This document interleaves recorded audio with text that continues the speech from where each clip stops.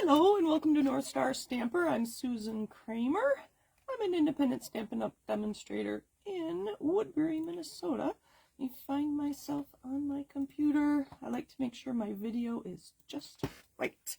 Looks good. Okay, I am consistently North Star Stamper. Hopefully you're finding me wherever you are on the internet. All right, and invite your friends. The more the merrier is always that was my saying, even when I was a kid, the more the merrier. So today we're talking about using your designer series paper in just a little bit of a different way. So if you have 12 by 12 paper, if you cut it 4 inches wide, you'll get 3 strips across your paper. And then you can get 2 card fronts, just like this. And then, because this is 5 1/4, and then you're left with 3/4 of an inch, which I like to put on the inside of my card. I just did the math. From 12 by 12 paper with 12 sheets, you can get 72 cards. That's a lot of cards. But if you're working with designer series paper that you love, why not? It'd be a great way to, Christmas. That'd be a great way to do your Christmas cards. Okay, I'm getting off track here. So the first and easiest way is just to leave your piece 4 by 5 1/4. Put that 3/4 of an inch to get you to 6 inches on the inside, and then just decorate the front however you like. And I do have some cards here complete, so you can see. If you watched me more recently, I talked about coloring stamped images, and so this was one of those that I got to use on this card. It came together quite quickly because I keep pieces like this rectangle in with my dies, so quick and easy, ready to go. This one, I cut a little strip out of the middle, and I decided where to cut my designer series paper based on the picture, or based on the print. So I liked the pumpkins here and the pumpkins here, so I just cut between them.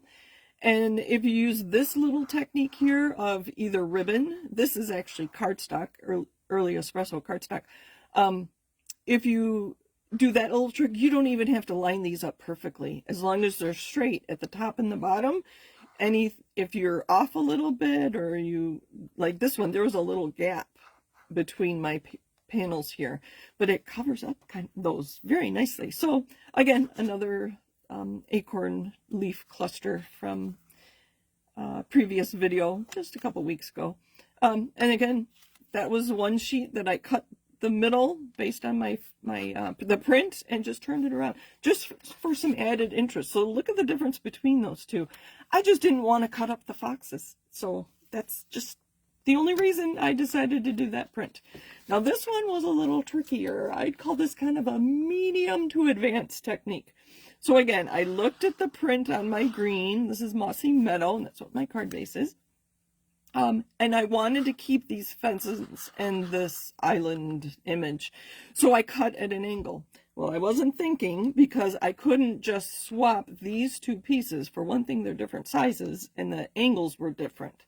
So here's what I did, if you want to follow along.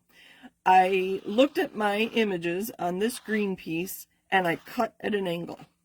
Then I took this piece with the trees, knowing that the images on this piece of designer series paper were pretty consistent across the whole piece. But you can see I flipped it over, because these go this way and these go this way. So I flipped this piece over and used this actual piece as a model. What's the word I want? Word's not coming to me right now. A template to cut this piece. And then I just swapped these 2 pieces, and I swapped these 2 pieces. So you can see the orientation is different, but that's okay. And this one lined up very nicely, so I didn't even cover those seams like I did on this one. They weren't quite perfect. This angle took me a little bit to figure it out, but just a quick card highlighting. Again, let the paper do the work, right? A couple weeks ago, I was let the stamp do the work, but again, we're back to the let the paper do the work for you. And just some added interest. Some things you can do to step it up. These pieces here, again, that's just very vanilla cardstock. You could use ribbon if you have ribbon.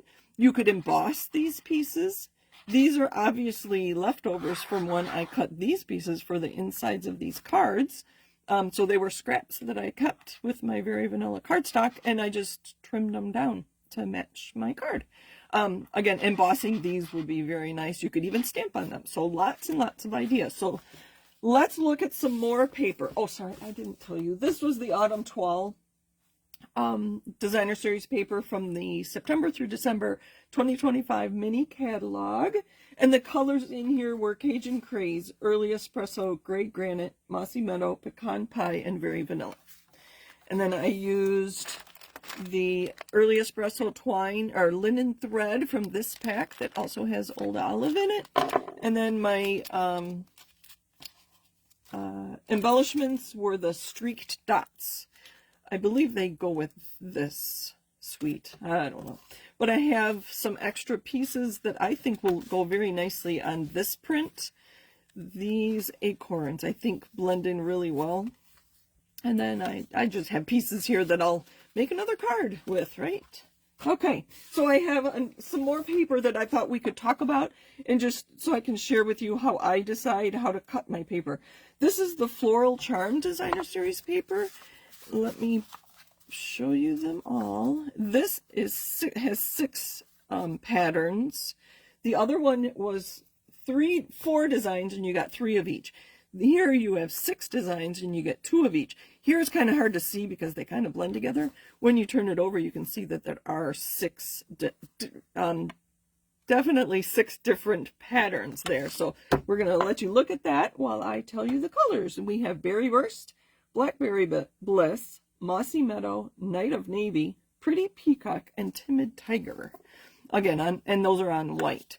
So if you're going to be frugal, here's what I would do to be frugal. I would use white card bases. And then if you have these colors in cardstock, I would use them as layers like I did here.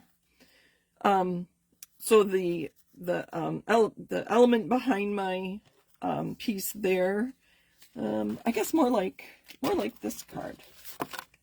This is almost all Very Vanilla, which could have been white. And this piece, I believe, was actually die cut out of Very Vanilla, and then I colored it with a blending brush. So lots of ideas to save some money, mostly, and space by not having to have all these colors. But if you have the inks, you could make the paper, right? Okay, so let's look at these, and I'll talk about how I would cut them. This one is pretty much all over the piece. Again, these are 4 by 5 1/4. I might cut a piece out of the middle like I did on this card, just for some added interest. In the back side, we have Mossy Meadow. This one is very similar. There's really no focal point that I wouldn't want to cut apart. So again, maybe at an angle in the middle. Part of this idea came from my friend Judy, and she was saying the easiest thing to do is just cut it at, so this is 4, cut it in the half at 2, and flip one over. And she's right, that would be very easy. I kind of like that the back side is Timid Tiger. So with this piece, I don't think I'd want to cut these big flowers. So I might put 2 of them together. Oh, these aren't the right sizes. Anyway, put 2 of them together and cut them at an angle, and then swap. Here, I can show you. I'm not sure why this isn't the right size, but we're going to go with it anyway. So if I don't want to cut those flowers, I'm going to cut it like this.